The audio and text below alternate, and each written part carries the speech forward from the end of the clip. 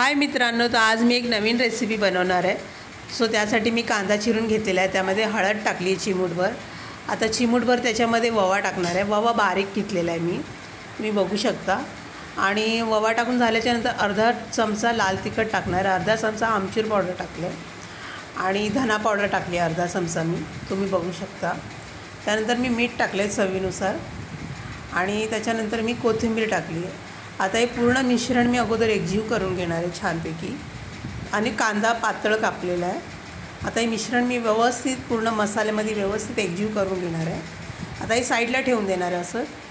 आणि आता मी चपातीचा हुंडा घेतलेला आहे, जसं आपण चपातीला मळतो ना पीठ, त्या प्रकारे मी पीठ मळलेलं आहे। सो आता याचा एक हुंडा घेतला आहे जाडसर थोडा, आणि ती पोळी मी लाटून घेणार अगोदर पातळमध्ये पूर्ण।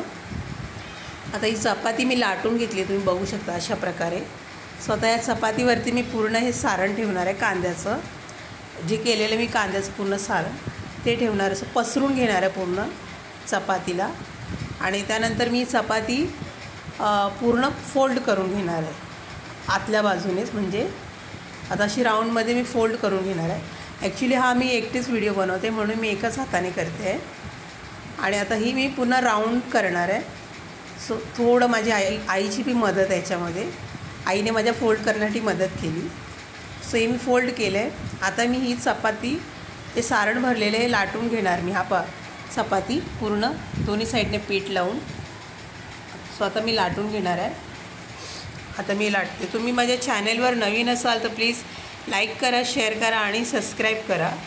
आता ही मी लाटून घेतली आहे चपाती, तुम्ही बघू शकता एकदम पातळ। आता मी तव्यावर टाकणार आहे।